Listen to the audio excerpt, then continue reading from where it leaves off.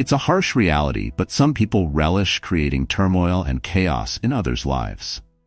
In this video, 7 Signs You're Dealing with an Evil Person, we dive deep into a topic as intriguing as it is unsettling. Whether it's a colleague, a friend, or even a family member, these individuals can be masters of deception, concealing their true nature behind a facade of charm and charisma. Our exploration isn't driven by mere curiosity. Understanding these signs can be life-changing. The Stoics emphasized the power of perception and the importance of living a life guided by reason and virtue. By identifying and understanding these toxic traits, we can protect our peace of mind and cultivate healthier relationships. Adhering to the Stoic principles of wisdom and self-control, stay with us as we uncover the 7 telltale signs of an evil person. By the end of this video, you'll not only be better equipped to spot these behaviors, but also learn practical ways to safeguard your mental health and well-being. If you appreciate what we're doing here, a simple free favor I'll ask from you is to hit the subscribe button, and please don't skip any part of the video. You won't want to miss our special bonus section, where I'll share an effective strategy for setting firm boundaries with these individuals. Let's embark on this journey of self-awareness and resilience together. Sign 1. Constant manipulation. Our first sign is constant manipulation. Manipulation is not just a behavior, it's an art form for those with malicious intent. Imagine having every conversation twisted, your words turned back on you, making you doubt your own reality. These individuals are maestros of mental games, adept at bending truths and fabricating scenarios that serve their agendas. They spin webs so intricate that you may find yourself caught without even realizing how you got there. Now consider how manipulation works. It's subtle, often imperceptible. A manipulator will use your emotions against you, making you feel guilty for even questioning their motives. They create a narrative where they are the only reliable source of information, making you dependent on their version of reality. This erosion of your autonomy is their gain. You start to rely on them for decisions, big and small, and slowly, your ability to think independently dims. Why is this dangerous? Because manipulation at this level can isolate you from your support system. It can make you question your judgment and leave you vulnerable to further control. The tactics can range from gaslighting, where they challenge your memory of events, to projecting their own negative traits onto you, making you feel like you are the one with the problem. These master manipulators often appear charming and insightful, which makes their deceit all the more destructive. They know precisely what to say and when to say it, luring you into a sense of security while they tighten the noose. It's essential to recognize these patterns early. Watch how they treat others, because eventually, how they manipulate those around them will turn your way. Protecting yourself from manipulators requires a keen awareness and a strong sense of self. Question inconsistencies in stories, seek multiple perspectives, and most importantly, trust your instincts. If something feels off, it probably is. Establishing boundaries with such individuals is crucial. Know where you end and they begin, and do not let them cross those lines without consequence. As we progress through this video, remember that recognizing manipulation is just the first step. Armed with this knowledge, you can start to reclaim your autonomy and build a fortress around your decision-making processes, ensuring that you, and only you, have control over your perceptions and actions.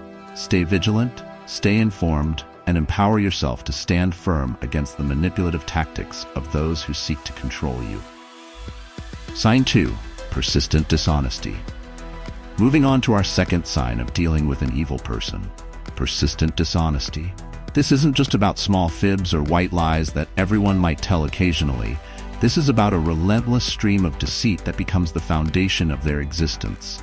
These individuals create an entire world of falsehoods that they invite you to live in, a world where truth is not just obscured, it's completely rewritten. Persistent dishonesty in someone can be as subtle as it is damaging. It starts with small, almost insignificant lies, which might even seem harmless at first. But the goal here is to test the waters. How much can they get away with? As their confidence grows, so does the scale of their deceit. They construct a facade, a version of themselves or their surroundings that is so convincing you might not even question it. Over time, this facade becomes a complex structure of lies upon lies, intricately woven to hide their true intentions and actions. What makes persistent dishonesty particularly toxic is its capacity to erode trust, the very foundation of any healthy relationship. Whether it's a colleague who lies about work-related tasks, a friend who fabricates stories for sympathy or attention, or a family member who hides significant truths, the impact is profound. Each lie adds a brick to a barrier between you and the truth, leaving you isolated in a maze of manipulation. This level of dishonesty often serves a dual purpose, covering their tracks and advancing their agenda. By controlling the information you receive, they manipulate how you perceive them and the world around you. This control is not just about hiding the truth, but also about shaping your reactions, decisions, and, ultimately, your entire relationship with them. Dealing with someone who exhibits persistent dishonesty requires vigilance and a commitment to uncovering the truth. It's essential to look for inconsistencies in their stories and to cross-verify facts, even when it seems unnecessary. Question narratives that seem too aligned or too convenient to be mere coincidences. Most importantly, listen to your gut feeling. When something doesn't add up, there's often more beneath the surface. Remember, recognizing and addressing persistent dishonesty is key to preserving your mental health and relational integrity.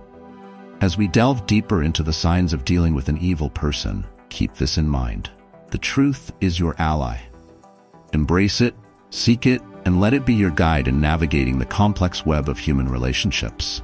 Stay tuned as we explore more signs, equipping you with the knowledge to detect and protect against the malevolent forces that might cross your path.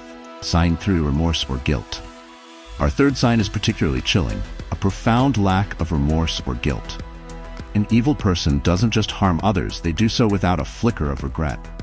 For them, every action, no matter how cruel or harmful, is fully justified in their mind. This absence of guilt is not just a personality trait, it's a fundamental flaw that disrupts moral and emotional norms. When we discuss the absence of remorse, we are talking about individuals who step beyond the boundaries of ethical behavior and enter a realm where empathy is non-existent. Their actions, whether deceitful, manipulative, or outright harmful, are carried out with a cold, calculated indifference to the suffering they cause. To them, other people are merely tools to be used, obstacles to be overcome, or audiences to be manipulated. Stoic philosophy, which teaches the importance of virtue and empathy, holds that the lack of remorse or guilt is a sign of a disordered soul.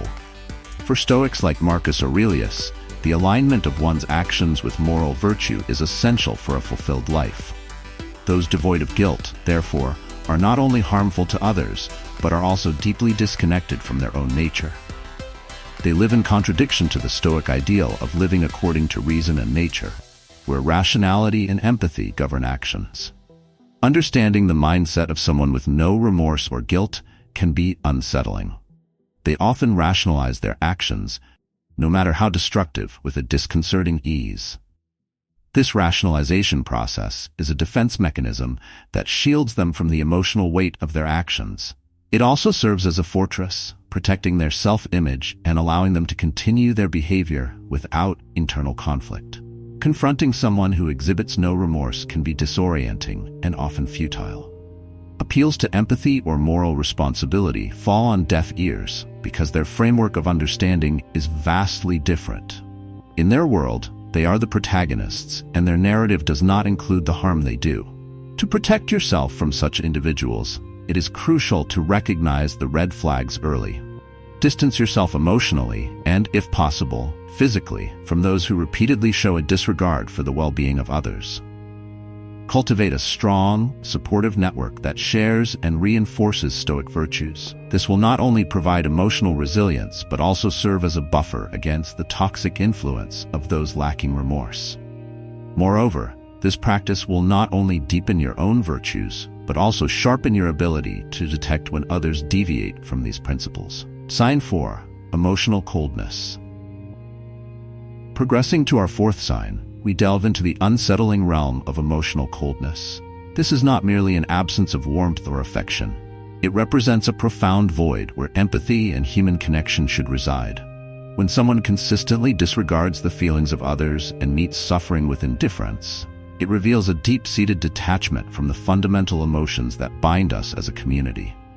Emotional coldness can often be more jarring than outright hostility because it comes in the form of apathy towards others' pain. This detachment isn't just an inability to empathize, it's an active disconnection from the emotional currents that guide most of human society.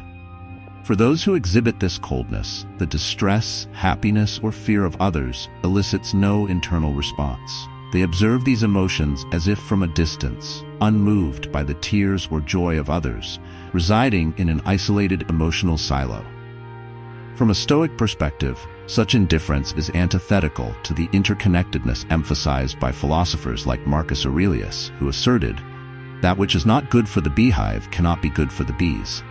Stoicism teaches us that each individual's well-being is intricately tied to the welfare of the community.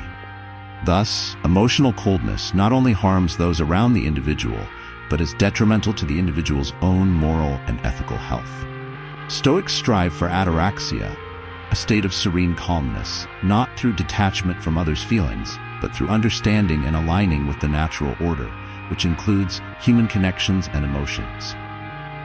The challenge in dealing with individuals who display emotional coldness lies in their often impeccable logic and reasoning abilities.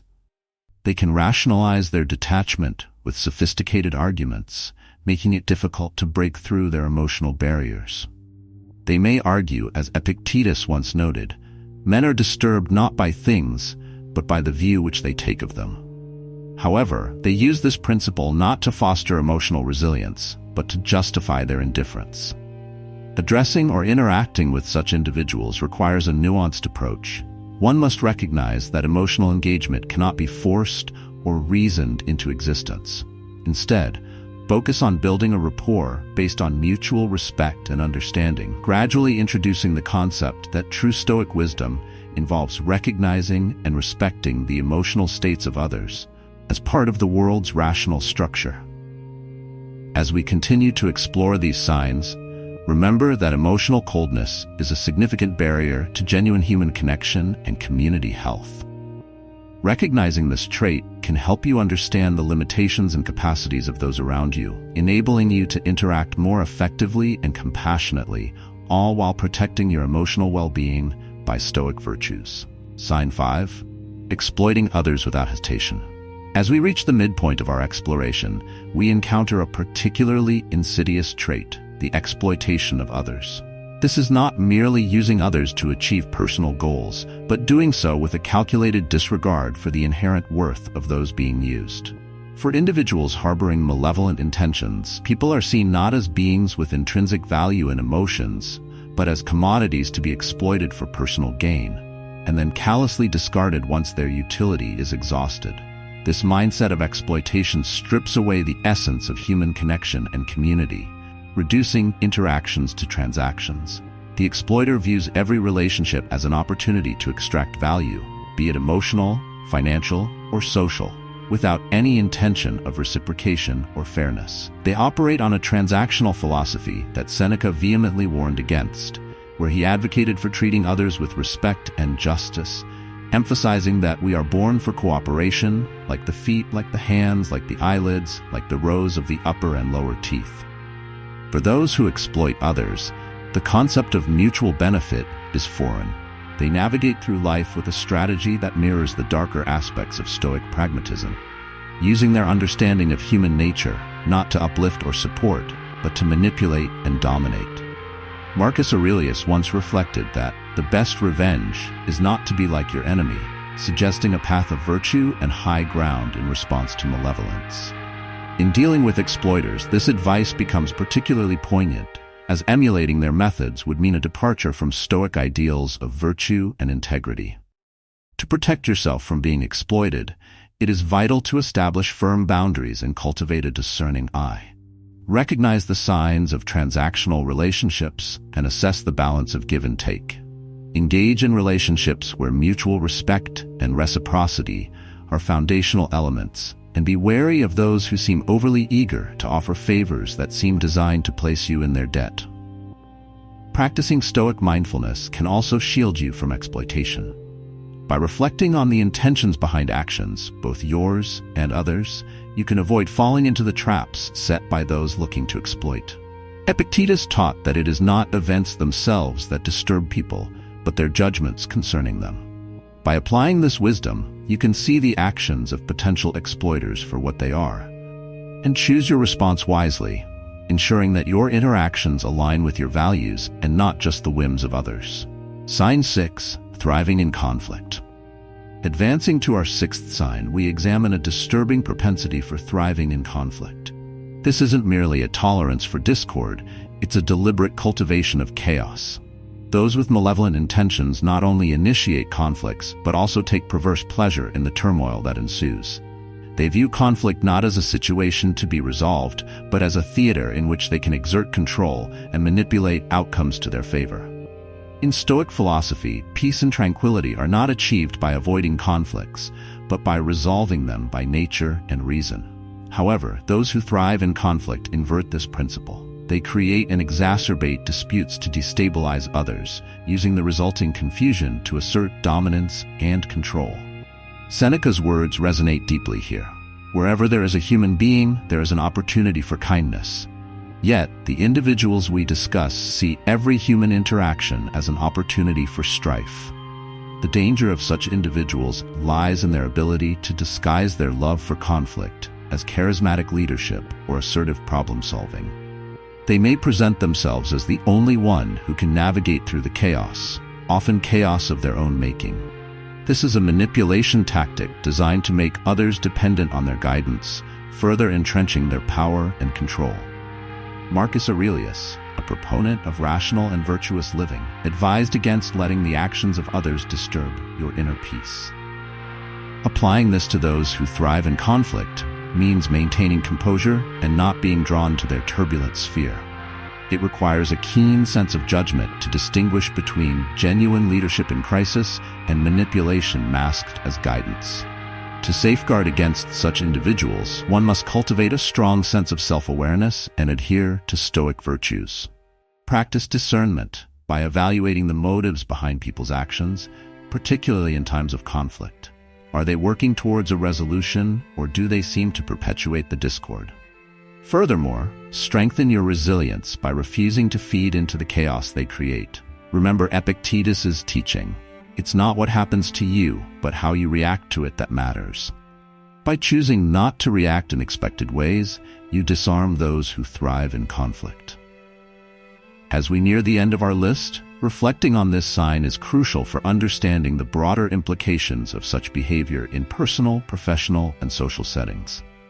Stay with us as we explore the final sign, equipping you with the knowledge to defend against and deter the malevolence lurking in some who walk among us.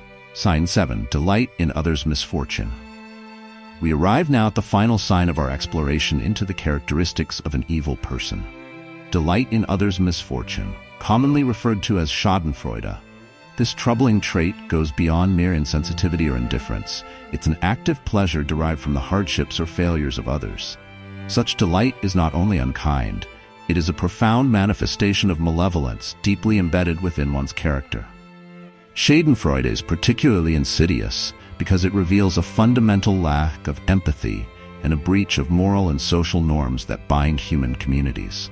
Seneca, the Stoic philosopher, emphasized the unity of humanity, teaching that we should share in each other's burdens rather than reveling in them.